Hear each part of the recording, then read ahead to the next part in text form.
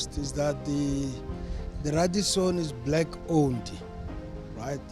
So it is equally important for a Black Business Council or a summit for that matter to be held in a black owned facility, just as a basic fundamental, because the current situation or environment is that black will come together, but when we talk about the economy, they separate themselves from the economy.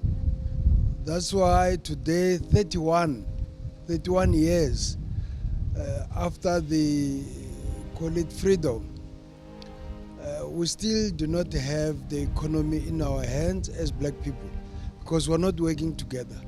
So business solidarity is one of the key words that we need to inculcate to all our members, all business owners. So this summit is very key and important, and fortunately maybe that the question of working together came up very sharply, and it looks like it's falling into the correct hands. So hopefully after this event, we'll see some working together. And if we don't work together as businesses or business owners, it means we'll always be running after the economy. And we'll always talk about unemployment, which is not helping anyone. Working together will create employment. First and foremost, I'm a woman in business. And secondly, I just had that hope that our answers would finally be, our questions would finally be answered today. For instance, we, especially women in business in South Africa, are suffering a lot currently because of many issues like corruption and all of that. So I was hoping, because we have members of the government and parliament, we might get our answers, our questions actually answered today. I liked where there was actually a panel where we had your Gayton, and he was actually confronted by a lot of youth and regarding the state of our country and the lawlessness of our government and how they're choosing to empower the black business community in South Africa. My key takeaways and highlights are we don't always see everything the same. We all have different perspectives, and even if we see South Africa as being damned per se, other people see the hope and light in it, and they are trying their best to actually turn it around. We hope it does turn around, but yeah, that's my key takeaways. Just empathize with other people. We don't always see the same things, and yeah. My name is Mhlonishwa Winston Gunene. I'm from the South African Youth in Property Association. Yeah, so we are heavily involved in the real estate sector, and that's basically what we do. We have access, so we've got divisions. We've got real estate divisions where we do property sales, property management. That is now under my company, actually, Libertalia Group. And then we do also finance division where we do bond origination and bridging finance. And then we've got education where we train, especially young people. We're very youth driven. So we train, try and give them as free education as possible. Yeah, so we've got, if you go into SAIPA's platform, you've got people subscribing for 29 Rand and they have free access to literally education within the real estate sector. So I actually got invited by my colleagues as well.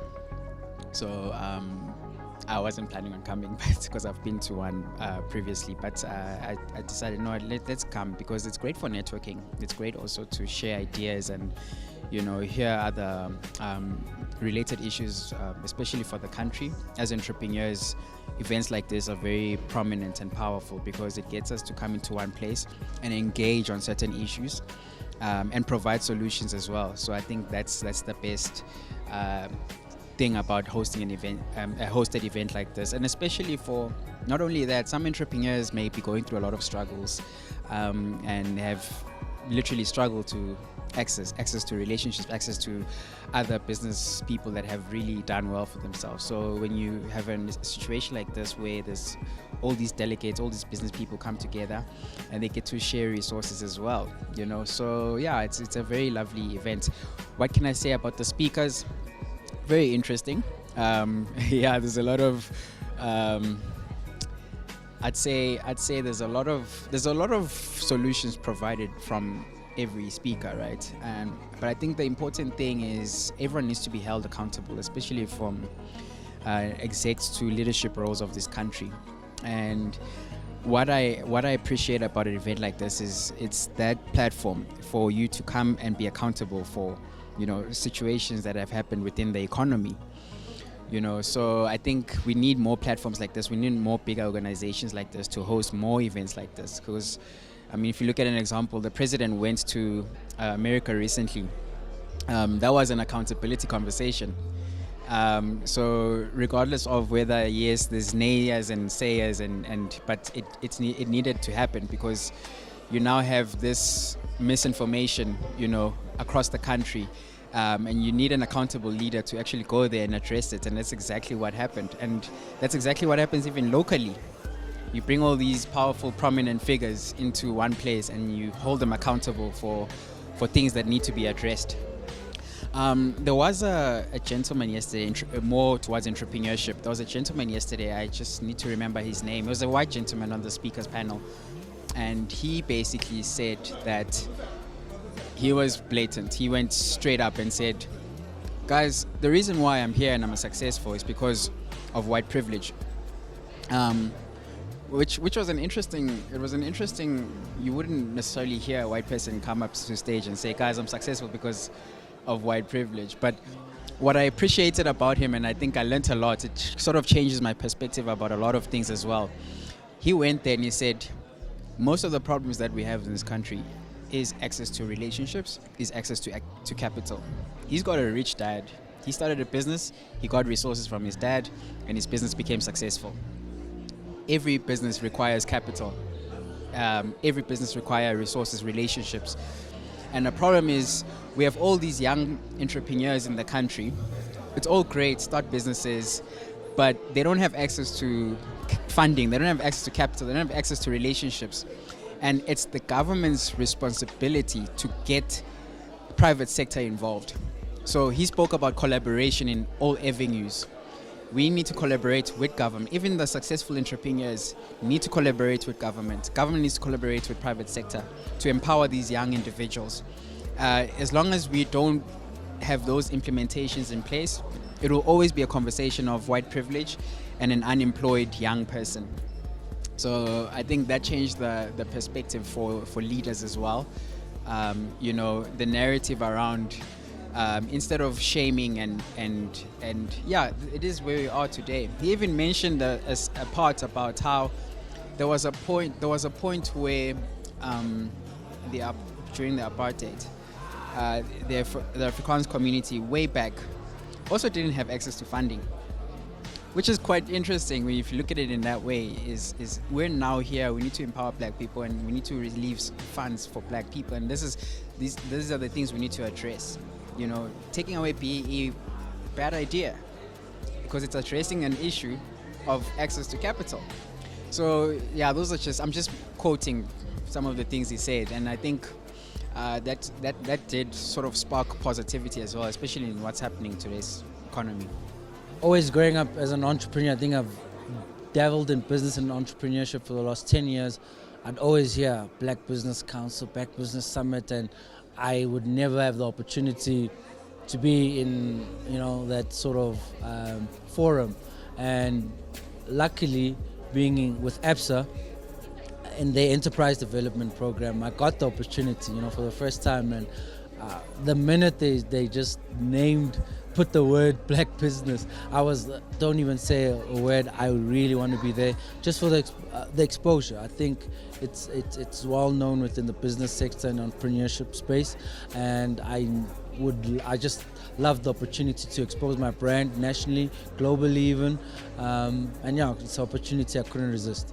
A lot of people want access to I think, funding and just support through government initiatives. So I realized just how much the need is. But also, I don't know if people understand what it is they need. They think they want something, but they're not sure if the funding is the need, you know. So there's a discrepancy between what they need and what they want. So just access to bridging that gap is required, but a lot of houses have come to us and shown us where to go. You know, your NEFs, your CETAs, it's government institutions that you know or hear of, but you don't necessarily have the touch and feel for them.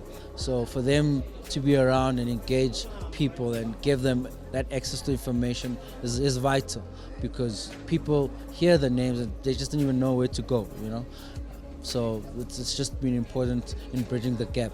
Come, whether you have the opportunity to exhibit like myself, if you do have the opportunity, or as a delegate, you know. It's unfortunate I couldn't see the panels, but I think the caliber of people that were here have so much knowledge, you know, and just to leave with that knowledge and hear something from that caliber of people is important. Also, just to meet the different institutions here, like myself, just business people, like-minded people that can maybe give you an opportunity in whatever space you're in business. So I think next year, the next one, if you're ever thinking of coming through, please take it with both hands and run. Black business is obviously very close to my heart, being a black business myself, and so any opportunity that I can find to align myself with the transformation cause will obviously be a priority for me, because it's something I resonate with.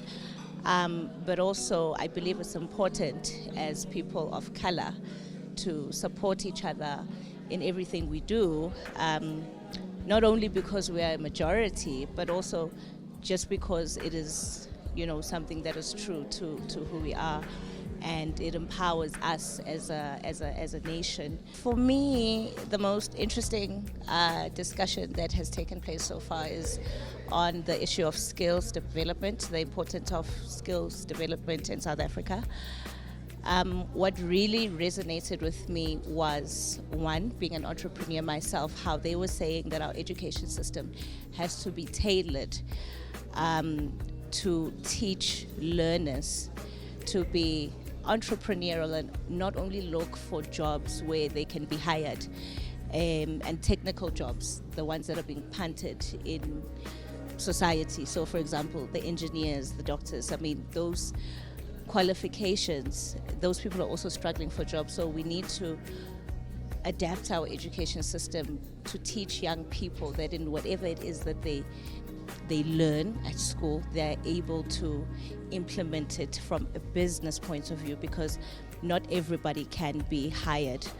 That was the one thing that really resonated with me. But the other thing is,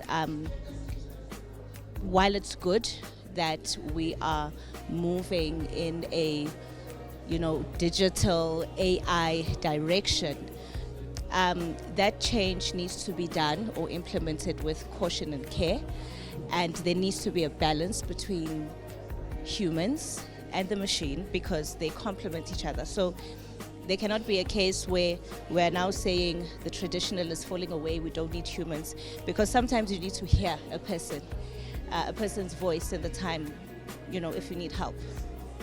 For example, if you are in banking, so I know, I'm thinking of a personal incident where I had a problem with my banking app and things were going funny. I did not want to speak to a bot at that time. I needed somebody to speak to comfort me. So there needs to be a balance between machines and automation in the workplace. So we just need to do better in terms of everybody playing their part, I guess. I know it's over-punted, public partnerships, public-private partnerships, that whole thing. But at the end of the day, we just need to find a middle ground and see how we meet each other to achieve the one common goal, which is a more inclusive society, a society where there are more jobs available, a society where, you know, everybody makes their own a contribution towards economic development, whether they're an entrepreneur or whether, you know, they do something else. But everybody just needs to play their part in ensuring that we are propelling our economy forward.